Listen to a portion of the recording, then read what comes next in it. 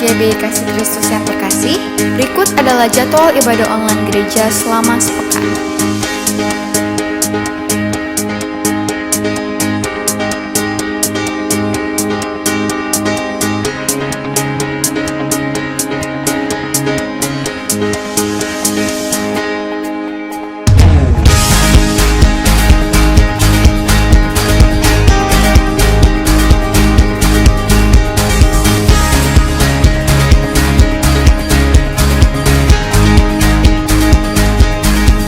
Kembali membuka kelas homilitik secara online setiap hari Minggu jam 7 malam. Untuk informasi lebih lanjut, silakan menghubungi sekretariat gereja. Kami rindu berdoa untuk Anda. Kirimkan permohonan doa dan ucapan syukur Anda pada nomor yang tertera. Abra, ayo baca dan renungkan Alkitab 2 pasal setiap hari. Bagi jemaat yang rindu untuk bercerita, ruang konseling dibuka setiap hari Selasa sampai Jumat, jam 12 siang hingga jam 5 sore. Dimohon untuk membuat janji terlebih dahulu kepada nomor yang tertera. Jangan lupa untuk berdoa serentak setiap hari jam 9 malam dengan 10 pokok doa berikut ini.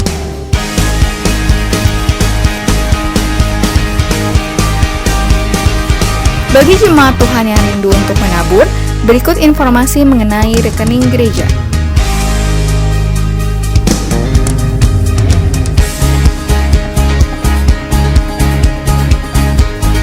Mari kita saling membantu rekan kita yang berjualan dengan membeli barang dagangan mereka sebagai tanda kasih dan peduli kita terhadap mereka.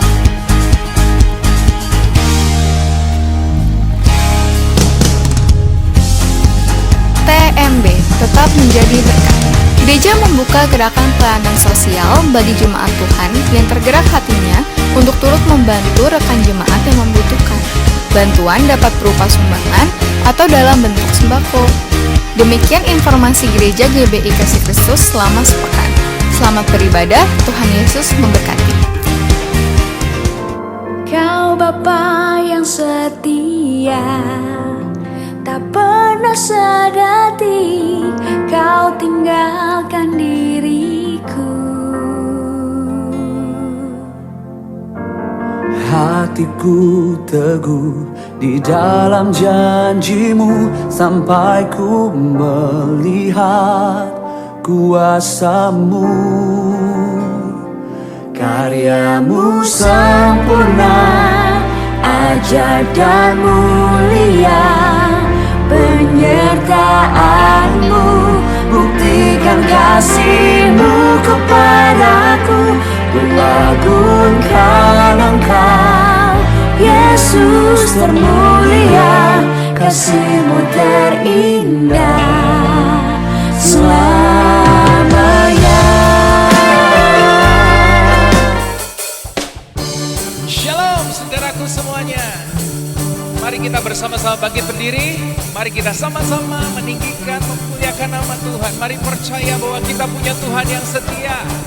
Haleluya. Yeah, yeah,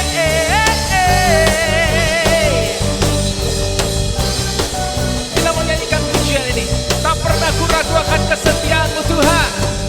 Tak pernah ku ragu akan kesetiaan-Mu. Memegang hidupku sepenuh jiwaku, ku yakin dan percaya kau tuntun langkahku. Yesus kaulah raja dalam hidup, berkuasa berjaya untuk selamanya. Hanya Kau Tuhan, sumber kekuatan, kuasa-Mu tercurah bagiku.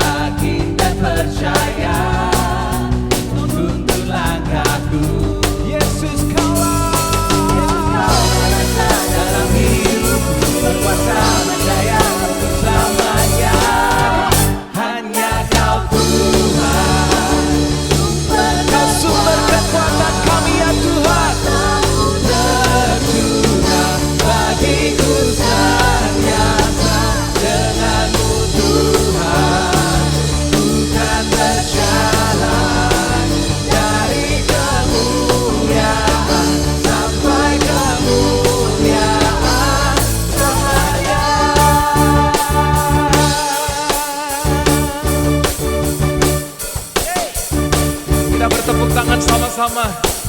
Biar nama Tuhan yang ditinggikan, dipermuliakan selama-lamanya dalam hidup kita.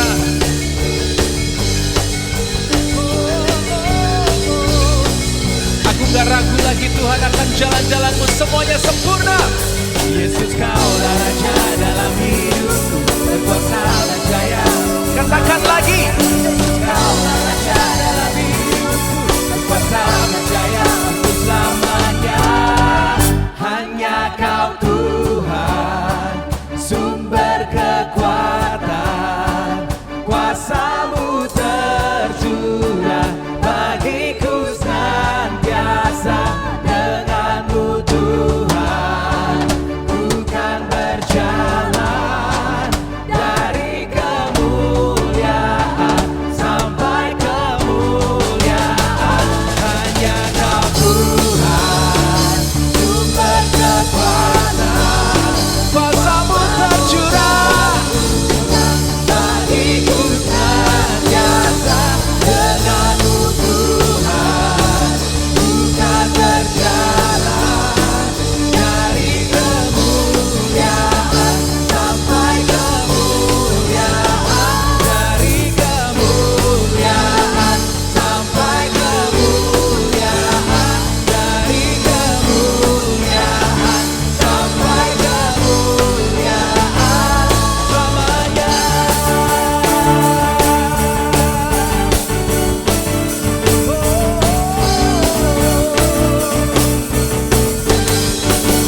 biar selama-lamanya hanya Yesus yang ditinggikan dan dimuliakan.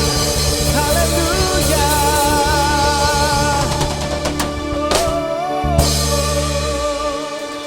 Kami mengucap syukur Tuhan, kami tahu Engkau setia. Jalan-Mu ada buat setiap kami yang percaya. Engkau selalu menuntun kami, Engkau selalu menjaga, menopang setiap kami Tuhan. Dan kami tahu bahwa di luar segala kekuatan yang kami punya, ada jalan yang ajaib yang disediakan oleh Tuhan. Karena kami tahu bahwa kuasa-Mu selalu bekerja dari hari ini sampai selama-lamanya, menolong setiap kami. Oh, terima kasih Tuhan, terima kasih Tuhan.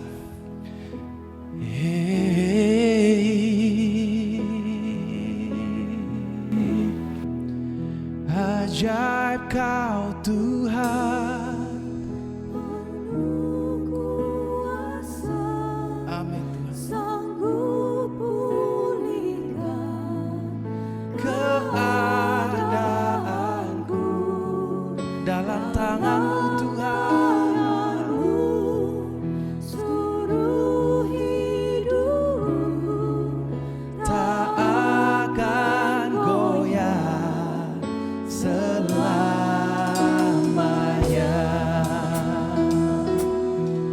Kekuatan di hidupku,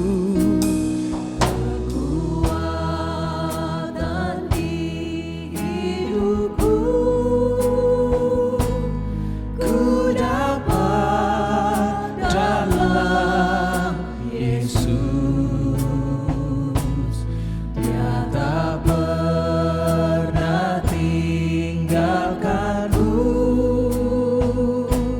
setia menopangku, berseru berharap dalam Yesus. Sekali lagi katakan, ada kekuatan di hidup kita datang daripada Tuhan. Kekuatan di hidupku, ku dapat dalam Yesus. Dia tak pernah tinggalkanku. Kau selalu setia menopangku, berseru ku berharap dalam Yesus. Oh haleluya, ajaib Kau Tuhan. Ajaib Kau Tuhan, penuh kuasa, sanggup pulihkan keadaan.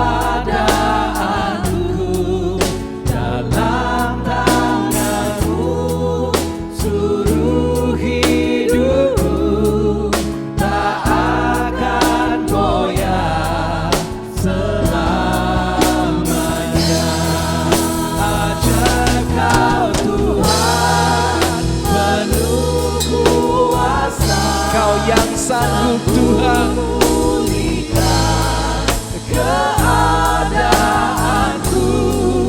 dalam tangan-Mu, seluruh hidupku tak akan goyah selamanya.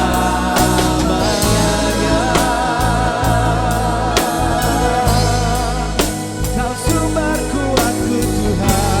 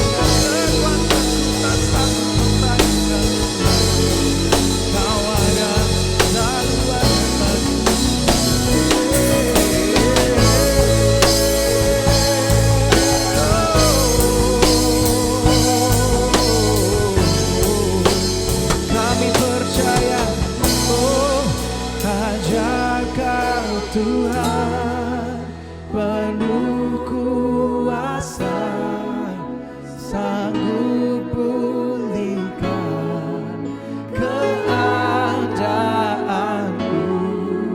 dalam tangan-Mu, seluruh hidupku tak akan goyah selamanya. Tuhan kita ajaib dan dahsyat, haleluya. Ajaib Kau Tuhan, penuh kuasa, Kau sanggup pulihkan keadaanku, seluruh hidupku tak akan goyah selamanya.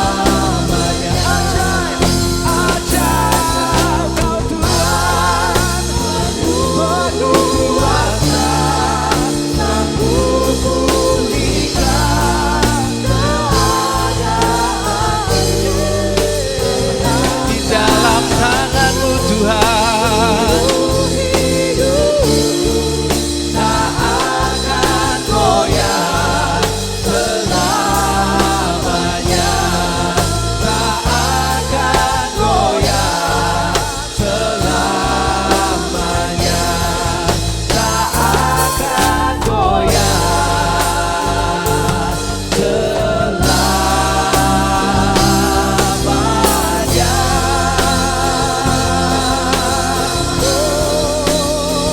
Sebab Kau besar, perbuatan-Mu ajaib. Tiada seperti-Mu Tuhan, tiada seperti-Mu, tiada seperti Engkau. Sebab Kau besar, perbuatan-Mu ajaib.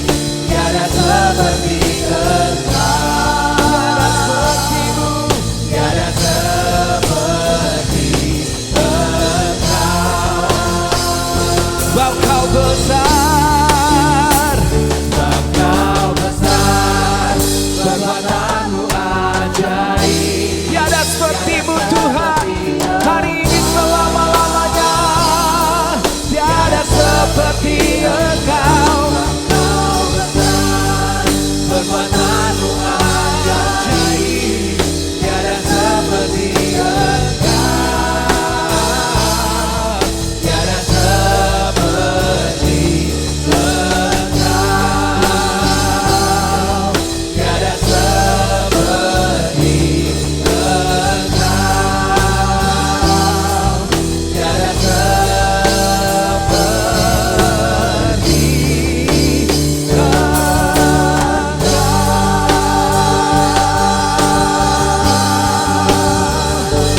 berikan sorak-sorai kemuliaan buat nama Yesus. Haleluya Tuhan, besar Kau Tuhan.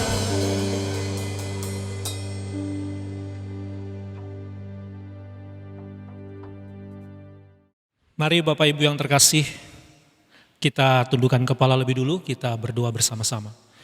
Bapa, kami mengucap syukur buat hari ini kembali kami bisa bertemu dengan rekan-rekan saudara seiman untuk melangsungkan ibadah online kami, dan kami bersyukur kalau kami bisa melaksanakan ibadah online untuk kesekian kalinya dalam segala keterbatasan kami. Kami percaya Engkau Allah yang tak terbatas, Engkau hadir di tengah-tengah kami dimanapun kami berada, dan biarlah hadirat-Mu tetap kami bisa nikmati, kami bisa tetap hormati, dan terlebih lagi Tuhan, saat kami mendengarkan tuntunan firman-Mu, biarlah ini juga bisa menjadi kekuatan, harapan, semangat perubahan tuntunan kami, untuk kami sadar, untuk kami bisa hidup seperti yang Tuhan kehendaki, menjadi manusia yang mulia di hadapan-Mu. Inilah doa kami Tuhan, siap untuk mendengarkan firman-Mu. Di dalam nama Tuhan Yesus Kristus kami berdoa dan mengucap syukur. Amin. Shalom Bapak Ibu, saudara-saudari terkasih di dalam Tuhan. Saya percaya kita semua ada dalam perlindungan Tuhan, ada dalam pemeliharaan Tuhan, sehingga hari ini kita ada sebagaimana ada. Dan kita bersyukur kembali kita bisa beribadah bersama-sama sekalipun lewat ibadah online, tapi pertemuan dalam ibadah walaupun lewat jarak jauh, walaupun lewat dunia internet seperti ini, saya percaya ini adalah sebuah berkah buat kita. Karena dalam setiap ibadah kita pasti akan mendapatkan sesuatu, kita akan mendapatkan berkat rohani, dan saya yakin dan percaya lewat ibadah kita akan menjadi manusia yang berbeda daripada orang-orang yang tidak beribadah. Amin saudara. Nah Bapak Ibu yang dikasihi Tuhan, pada kesempatan ini saya ingin menyampaikan satu tema khotbah saya dengan judul Human Glory, kemuliaan manusia. Kemuliaan manusia. Kita semua pasti sadar, semua percaya, semua kita memahami bahwa manusia diciptakan oleh Tuhan Allah adalah untuk memuliakan Dia.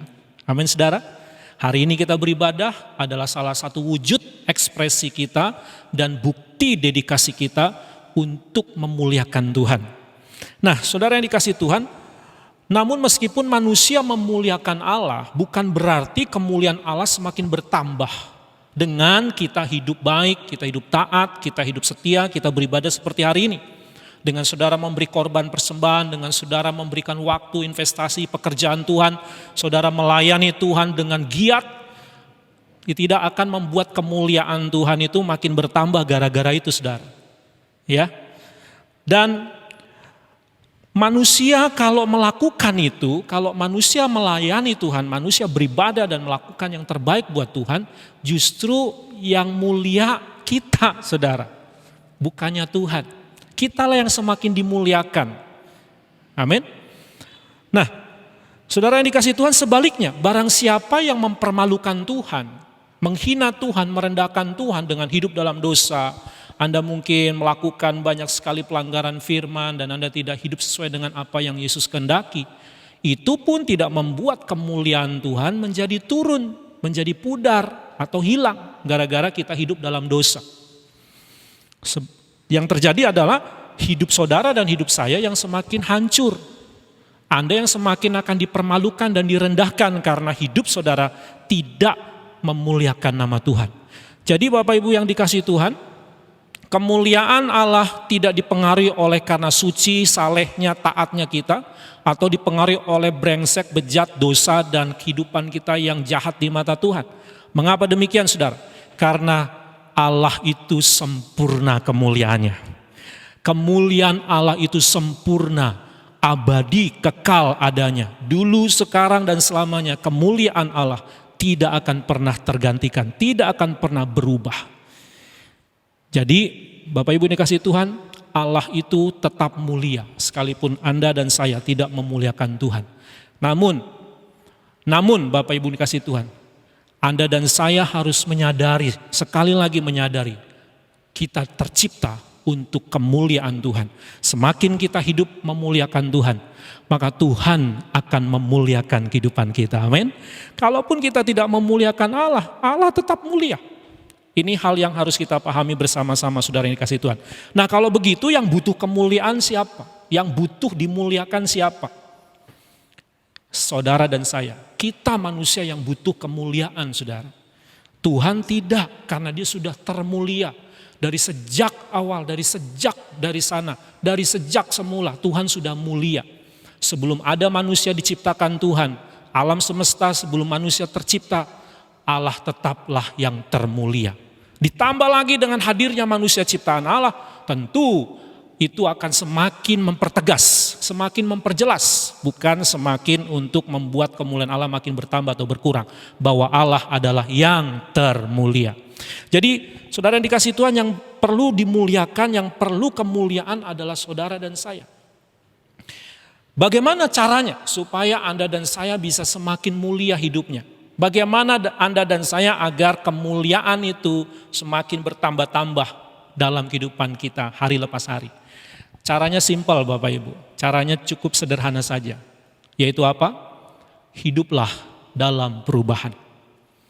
Hiduplah dalam apa saudara? Dalam perubahan. Ya, ini penting sekali saudara. Perubahan saudara itu akan menentukan besar kecilnya kemuliaan hidup yang Anda terima. Sekali lagi, perubahan yang saudara alami, perubahan yang saudara lakukan itu akan menentukan kemuliaan besar kecilnya yang Anda akan terima. Mengapa sih saudara perubahan itu menjadi tolak ukur Anda dan saya bisa dimuliakan? Nah, jadi saya ingin mengajak Bapak Ibu sekalian, mari coba ikuti kalimat saya ini. Boleh? Ikuti kalimat kita ya. Ikuti kalimat ini. Semakin besar perubahan, maka semakin besar kemuliaan. Semakin sedikit perubahan manusia, sedikit kemuliaan manusia. Tidak ada perubahan, tidak ada kemuliaan saudara. Coba kita ulang sekali lagi ya.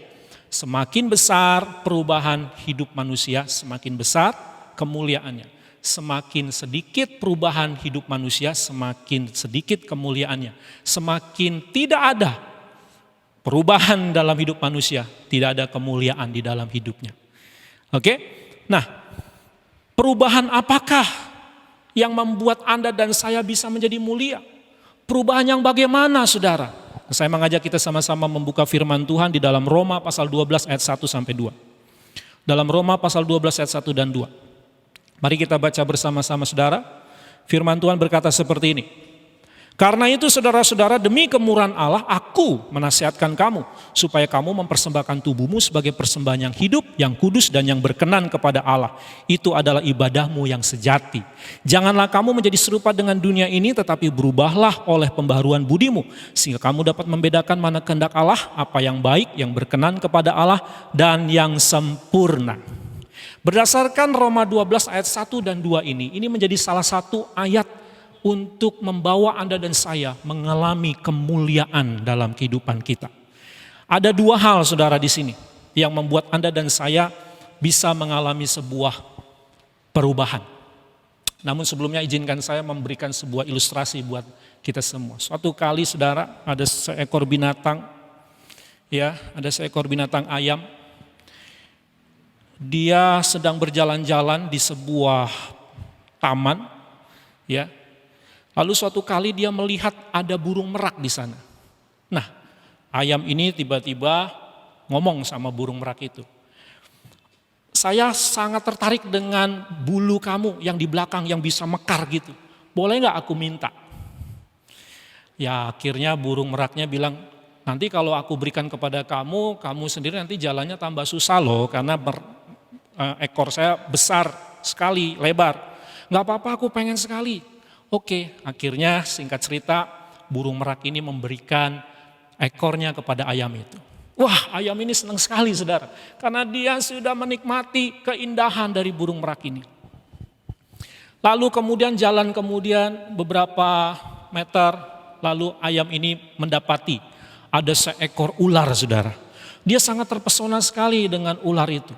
Badannya bisa berliuk-liuk, bisa melewati segala tebing, bisa melewati segala rintangan, bisa melewati segala pohon dan segala medan. Dia tertarik dan dia minta, aku pengen dong supaya badan kamu ada dalam diri saya. Aku mau dong bentuk badan itu ada dalam diri saya. Singkat cerita, badan ular ini pun diberikan. Dan Anda bisa bayangkan ekornya adalah ekor burung merak, badannya badan ular, saudara. Nah, kemudian apa yang terjadi selanjutnya, dia bertemu dengan burung Raja Wali. Waduh, dia terpesona sekali, saudara, dengan burung Raja Wali ini. Yang membuat dia terpesona apa?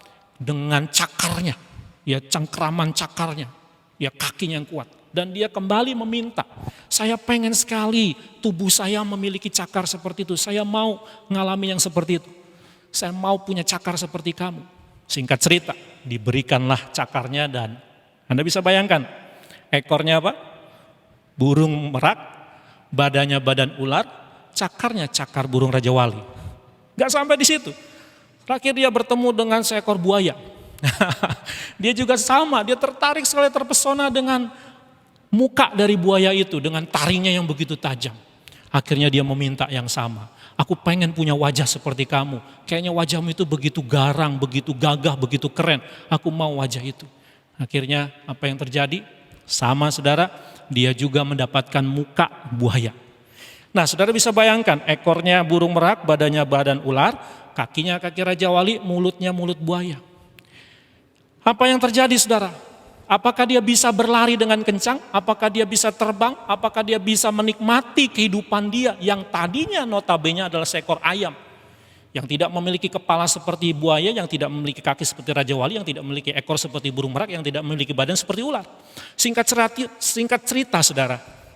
Singkat cerita, terjadilah sebuah masalah di taman itu. Ada binatang yang sangat puas sekali menyerang wilayah itu. Dan semua binatang semua kabur, menyelamatkan diri. Bagaimana dengan ayam?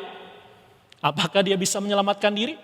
Dia tidak bisa menggunakan cakarnya secanggih cakarnya Raja Wali aslinya. Dia tidak bisa menggunakan mulut buaya asli ekor binatang buaya. Dia tidak bisa mengepakkan ekor burung meraknya seperti aslinya. Dia tidak bisa berliuk-liuk seperti ular seperti aslinya. Dan akibatnya apa, saudara? Mati konyol, dia habis. Ya, mati dengan sia-sia. Jadi maksud dari ilustrasi ini hanya perumpamaan, saudara, ya. Tidak ada si binatang yang seperti itu, ya. Ini hanya perumpamaan. Artinya apa? Kita seringkali berpikir seperti ayam ini. Kita ingin mengalami perubahan karena kita berpikir lihat situasi keadaan, lihat apa yang di depan kita, sepertinya itu lebih menarik daripada diri kita sendiri. Padahal Anda sendiri tercipta begitu bagus. Anda sudah diciptakan begitu sungguh amat baik. Yang percaya katakan amin. Bahwa Anda dan saya diciptakan sungguh amat baik. Ya, nah jadi kita memang perlu perubahan dan perubahan itu memang bisa membawa kita pada kemuliaan. Tetapi satu hal yang saudara harus sadari bahwa tidak semua perubahan itu akan membawa kita pada kemuliaan. Kalau perubahan yang kita lakukan justru perubahan yang tidak baik. Perubahan yang justru buruk. Perubahan yang justru sebenarnya nggak patut dirubah. Nggak perlu dirubah. Tapi malah kita sendiri yang memaksakan diri untuk mengubah itu, saudara. Nah, lewat berdasarkan ayat ini, Paulus mengingatkan jemaat Kristen di Roma. Ya, harus ada melakukan sebuah perubahan. Ya, perubahan dalam dua hal. Yang pertama adalah kembali ke dahulu, kembali seperti semula. Itu perubahan yang pertama, saudara. Ya. Nah, ada istilah lain ya untuk menjelaskan tentang maksud dari perubahan ini. Ini adalah dari kata reformasi. Ya, reformasi dari dua kata, re dan formasi. Re kembali, formasi bentuk. Jadi mengulang kembali seperti asli awalnya, seperti semula. Itu adalah sebuah perubahan. Saudara yang dikasihi Tuhan, mari kita sadari ini bahwa perubahan hidup saudara, bagaimana Anda dan saya kembali seperti aslinya, tatanan yang aslinya. Dalam hal ini apa sih maksudnya? Paulus sedang mengingatkan jemaat Roma saat itu. Dalam ayat 1 berkata begini, saudara-saudara, demi kemurahan Allah aku menasihatkan kamu supaya kamu mempersembahkan tubuhmu sebagai persembahan yang hidup, yang kudus dan berkenan kepada Allah, itu adalah ibadahmu yang sejati. Jadi Paulus mau ingatkan, kau mau mulia, berubah. Apa yang harus kau rubah? Ibadahmu, peribadatanmu yang kau rubah. Maksudnya bagaimana? Peribadatan seperti yang Tuhan kehendaki sejak awal. Peribadatan seperti yang Tuhan mau dari sejak awal. Seperti aslinya. Saudara, mari kita lihat beberapa ayat, saudara, untuk meneguhkan maksud dari peribadatan ini. Ya, saya ajak saudara melihat beberapa ayat untuk mendukung bahwa ibadah yang seperti apa sih yang aslinya, yang Tuhan mau itu yang seperti apa. Mari kita buka Mazmur pasal 50. Dalam Mazmur pasal 50 ayat 7, saudara, sampai 15, saudara akan temukan di sini. Dengar hai umatku, aku hendak berfirman, hai Israel, aku hendak bersaksi terhadap kamu, akulah Allah Allahmu. Bukan karena korban sembelihanmu aku menghukum engkau, bukan karena korban bakaranmu tetap ada di hadapanku. Tidak usah aku mengambil lembu dari rumahmu atau kambing jantan dari kandangmu. Sebab punyakulah segala binatang hutan dan beribu-ribu hewan di gunung. Aku kenal segala burung di udara dan apa yang bergerak di padang adalah dalam kuasaku. Jika aku lapar tidak usah aku katakan kepadamu, sebab punyakulah dunia dan segala isinya. Daging lembu jantankah aku makan atau darah kambing jantankah aku minum? Persembahkanlah syukur sebagai korban kepada Allah dan bayarlah nazarmu kepada yang maha tinggi. Berserulah kepadaku pada waktu kesesakan. Aku akan meluputkan engkau dan engkau akan memuliakan aku. Saudara lihat, ya, ayat lagi yang lain, saudara, yang hampir sama pesannya dan esensinya dari ayat tersebut, saudara. Saya ajak saudara kembali, kita buka sama-sama di dalam Amos. Amos pasal yang kelima, ayat 21, 22, 2 sampai dengan 24. Aku benci, aku menghina perayaanmu dan aku tidak senang kepada perkumpulan rayamu. Sungguh apabila kamu mempersembahkan kepadaku korban bakaran dan korban sajianmu, aku tidak suka. Dan korban keselamatanmu berupa ternak yang tambun, aku tidak mau pandang. Jauhkanlah daripadaku keramaian nyanyian-nyanyianmu. Lagu gambusmu tidak mau aku dengar, tetapi biarlah keadilan bergulung-gulung seperti air dan kebenaran seperti sungai yang selalu mengalir. Saudara, ini adalah yang Tuhan mau dalam peribadatan. Saudara tahu bangsa Israel itu berdasarkan hukum Taurat dalam perjanjian lama punya banyak sekali korban-korban persembahan. Betul nggak, saudara? Ada banyak sekali. Ya, diantaranya korban apa, saudara? Korban sajian, korban keselamatan, korban penghapus dosa, korban penebus salah, korban bakaran, lalu korban ada lagi persepuluhan ternak, persepuluhan uang, persepuluhan dalam hal ladang, dan masih banyak yang lain lagi korban persembahannya. Tetapi yang jadi masalahnya adalah waktu bangsa Israel melakukan korban persembahan itu korban persembahan yang didasari oleh hukum Taurat. Ya, dan semua korban itu ada unsur ritualnya, ada unsur kultusnya. Dan di balik ritual kultus korban persembahan itu, mereka mengharapkan apa? Berkat Tuhan, pahala dari Tuhan. Mereka mengharapkan bagaimana Tuhan memberkati kesehatan mereka, bagaimana Tuhan membuat mereka sukses, bagaimana Tuhan membuat mereka berhasil, bagaimana membuat mereka menang, bagaimana mereka mendapatkan segala harta yang berlimpah. Salahkah, saudara? Tentu tidak salah. Kalau intinya bukan di soal korbannya sebenarnya. Bukan di soal korban. Tapi apa? Berdasarkan ayat yang kita baca tadi, yang terpenting adalah bagaimana hidup seseorang itu melakukan perintah Tuhan, melaksanakan apa yang menjadi kehendak Tuhan, hidup di dalam kebenaran, hidup dalam kesetiaan, hidup di dalam ketaatan. Itu yang Tuhan kehendaki, jauh lebih penting daripada soal korban persembahan itu, saudara. Sampai sini jelas, saudara? Nah, itu hukum Taurat. Dan sejak Kristen abad pertama, ya, orang Kristen punya korban persembahan, tapi hanya 2 saja pada saat itu di Kristen abad pertama. Yang pertama adalah korban persembahan jamuan kasih.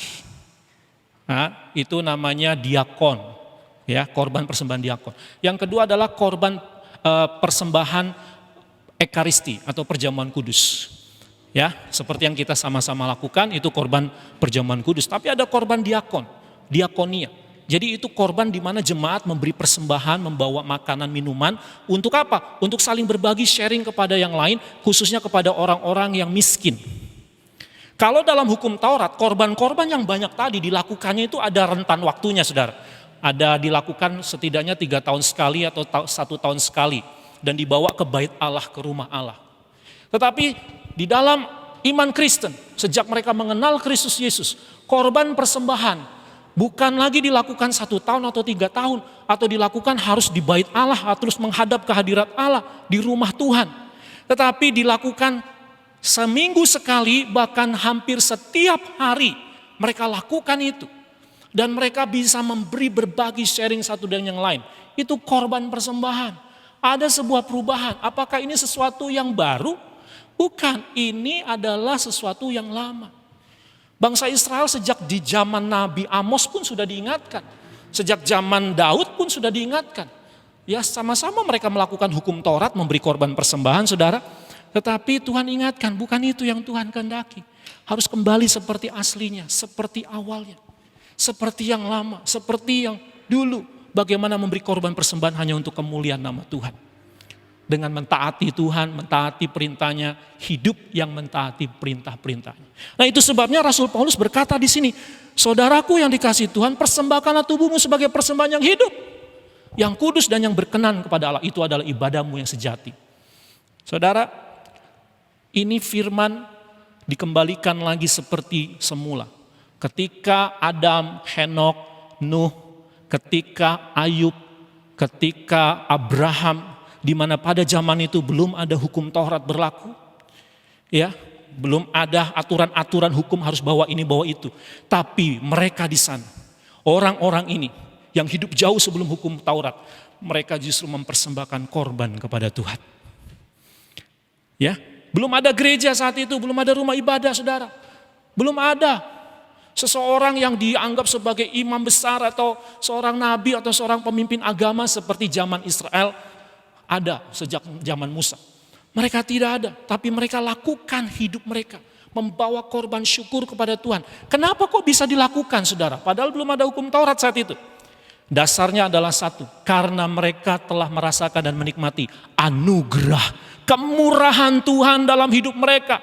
Bagaimana Nuh selamat sekeluarga. Di antara bangsa-bangsa yang lain, di antara manusia yang lain, hanya 8 orang mereka selamat. Itu anugerah yang tak terkira, yang tidak bisa dibalas, tidak bisa dibayar, tidak bisa dibeli, saudara. Berdasarkan anugerah kemurahan itulah, ada rasa syukur hidup apa yang dia bisa berikan untuk Tuhan. Tanpa mengharapkan imbalan. Tanpa mengharapkan pahala, tanpa mengharapkan sesuatu dari Tuhan. Mengapa? Karena sudah terima yang lebih besar dari pahala, yang lebih besar dari sekedar berkat, yaitu anugerah kasih karunia. Amin, saudara. Itulah sebabnya Paulus ingatkan di ayat 1, demi kemurahan Allah, demi kemurahan Allah, demi kemurahan Allah, aku menasihat kamu. Jadi Bapak Ibu yang dikasihi Tuhan, saudara-saudara, ketika engkau merasakan dan menikmati anugerah Tuhan, ketika engkau menyadari betapa besarnya anugerah Tuhan dalam hidupmu, maka itulah yang akan membawa perubahan dalam hidupmu.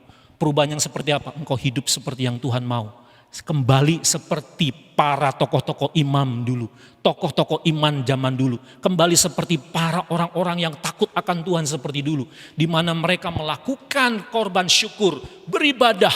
Dasarnya adalah karena kasih karunia, karena anugerah Tuhan yang begitu besar.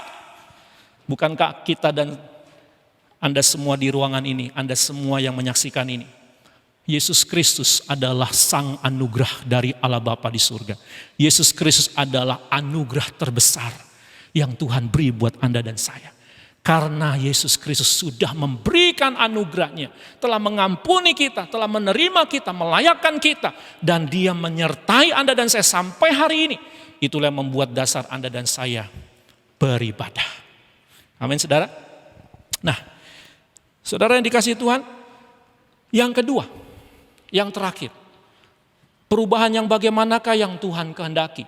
Kembali ke Roma pasal 12 ayat 1 sampai dengan 2. Firman Tuhan bilang begini, ayat yang kedua. Janganlah kamu menjadi serupa dengan dunia ini, tetapi berubahlah oleh pembaruan budimu, sehingga kamu dapat membedakan mana kehendak Allah, apa yang baik, yang berkenan kepada Allah, dan yang sempurna.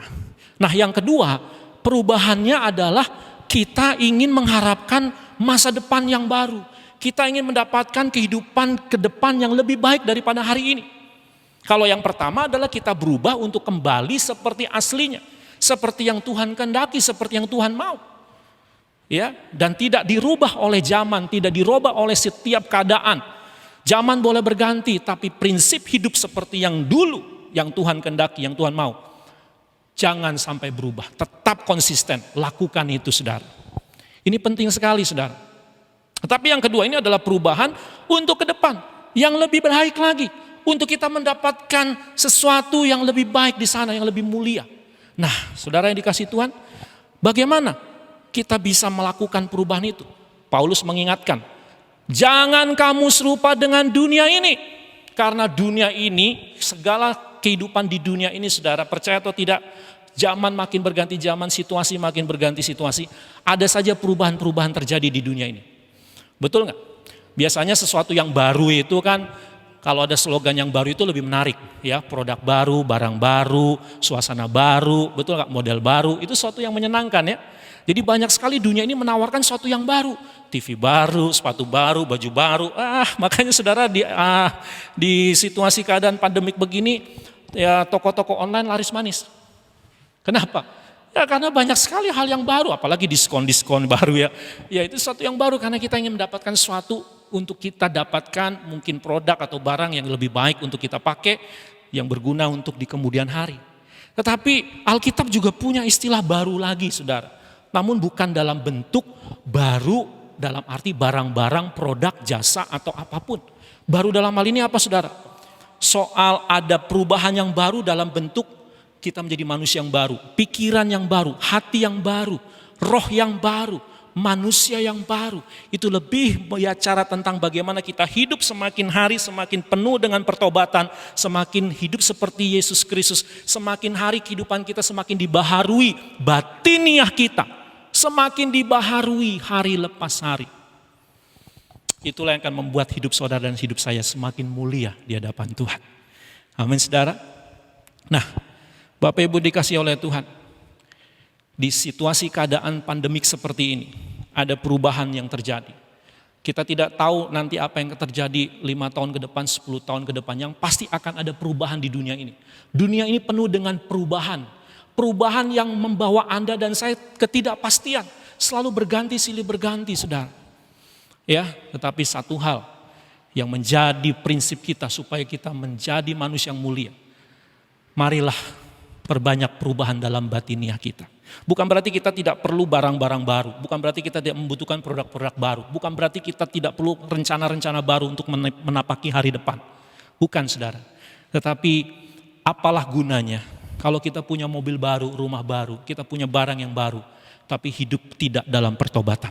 Apalah gunanya saudara, kita memiliki sesuatu yang baru, pekerjaan yang baru, bisnis yang baru, mungkin kita bisa mendapatkan kekayaan baru, penghasilan yang baru.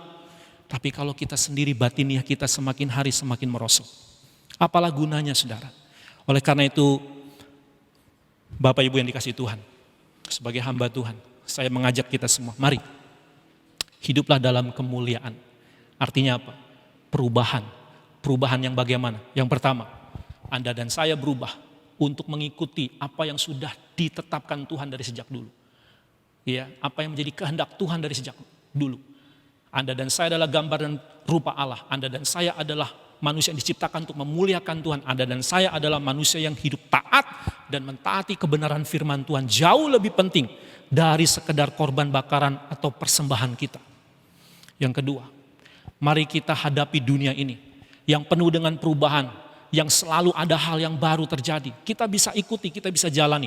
Tapi pastikan bahwa hidup kita pun tetap ada dalam pertobatan, tetap ada dalam kekudusan, tetap ada dalam ketaatan, tetap ada manusia batiniah yang makin dibaharui, tetap kebergantungan kepada Tuhan yang kudus, Tuhan yang penuh kasih. Amin saudara. Semoga renungan firman dan kebenaran firman ini bisa menjadi kekuatan, bisa menjadi semangat, bisa menjadi penuntun kita untuk kita semakin dimuliakan Tuhan, semakin hidup dalam kemuliaan sampai kepada kemuliaan. Tuhan Yesus memberkati Bapak Ibu sekalian. Mari kita tundukkan kepala, kita berdoa. Bapa, kami bersyukur untuk anugerah-Mu yang begitu besar. Itulah yang menjadi alasan kami, sehingga kami rela berbuat apapun yang terbaik untuk Engkau. Bahkan tubuh kami sebagai korban persembahan bagimu. Bapa, kalau tubuh kami bisa kami persembahkan bagimu, kami yakin hal-hal yang lain kami bisa berikan untuk menyenangkan hatimu. Tapi ingatkan kami Tuhan, dengan anugerah-Mu yang begitu besar, membuat kami pun rasa malu, rasa enggan, rasa segan. Kalau kami menuntut lebih, kalau kami mengharapkan sesuatu dari Engkau Bapa. Karena kami percaya, kalau anugerah-Mu yang tidak bisa kami beli, anugerah kemurahan-Mu yang tidak bisa kami bayar, itu Tuhan beri kepada kami. Kami percaya Tuhan hal yang lain Tuhan bisa berikan bagi kami Bapa. Terima kasih Tuhan untuk kasih karunia-Mu, anugerah-Mu yang begitu besar. Yesus Kristus yang telah mati memberikan nyawanya bagi kami. Itu adalah anugerah yang terbesar. Kalau nyawa-Mu saja Tuhan Kau berikan, kami percaya Engkau pasti sanggup memelihara kami, memberikan yang terbaik apa yang menjadi keperluan dan kebutuhan kami. Tolong hati kami agar tetap seperti semula, agar tetap tidak berubah, agar tetap konsisten. Reformasi itu tetap ada dalam kehidupan kami ya Tuhan. Di tengah-tengah situasi keadaan dunia yang menawarkan begitu banyak godaan-godaan dan perubahan-perubahan baru yang membuat kami bisa jatuh. Bantu kami Roh Kudus untuk kami tetap teguh. Seperti tokoh-tokoh iman yang telah terbukti di Alkitab. Biarlah kami menjadi generasi penerusnya. Biarlah kami membuktikan bahwa kami adalah umat pilihan Allah yang terus menyatakan anugerah kasih karunia-Mu dalam kehidupan kami. Dan bantu kami juga Tuhan untuk menghadapi dunia ini yang penuh dengan perubahan demi perubahan, yang penuh dengan ketidakpastian. Banyak hal yang ditawarkan hal baru di dunia, tapi ingatkan kami Tuhan. Sekalipun kami masih ada di bumi, sekalipun kami masih hidup dalam dunia ini, mampukan kami supaya kami tidak serupa dengan dunia ini. Tapi ada pembaharuan budi, ada pembaharuan batin, ada pembaharuan roh, ada pembaharuan hati. Sehingga hidup kami, ketika kami diberkati Tuhan, ketika kami berlimpah-limpah, ketika kami menikmati segala hal yang ada di dunia ini, kami tetap bisa taat pada firman-Mu.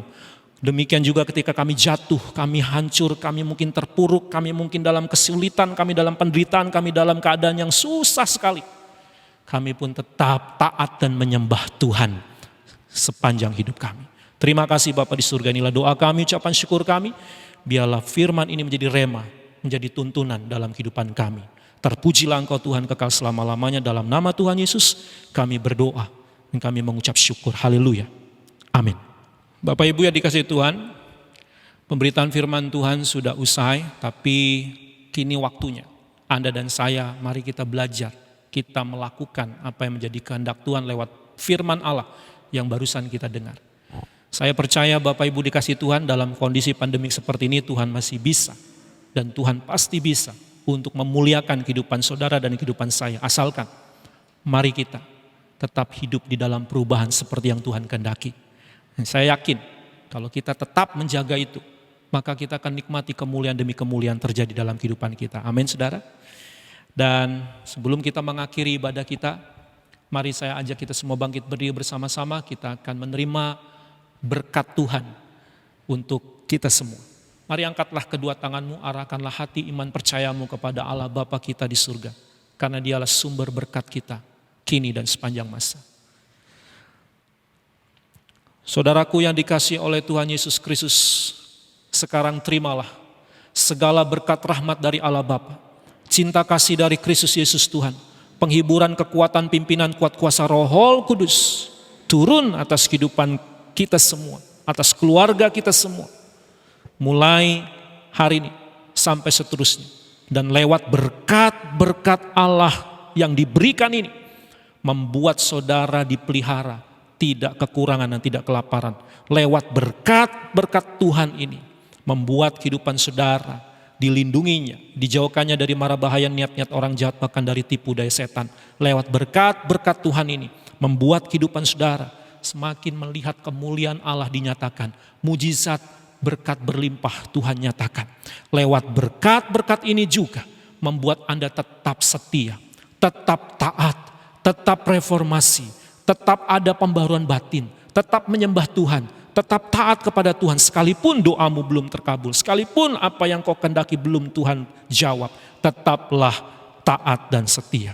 Lewat berkat-berkat Tuhan ini saudara, membuat saudara semakin hidup dalam perkenanan Tuhan. Tidak salah dalam mengambil keputusan, tidak menyimpang ke kanan ke kiri, tetap berjalan lurus di jalan yang benar. Dan lewat berkat-berkat Tuhan ini ada damai sejahtera dalam kehidupan saudara. Sehingga saudara tenang, tidak takut, bimbang, kecewa, putus asa, tidak ada niat untuk bunuh diri. Karena ada Allah Immanuel bersama kita sekarang sampai selama-lamanya. Yang percaya dan diberkati oleh berkat Tuhan, mari sama-sama katakan amin. Karyamu sempurna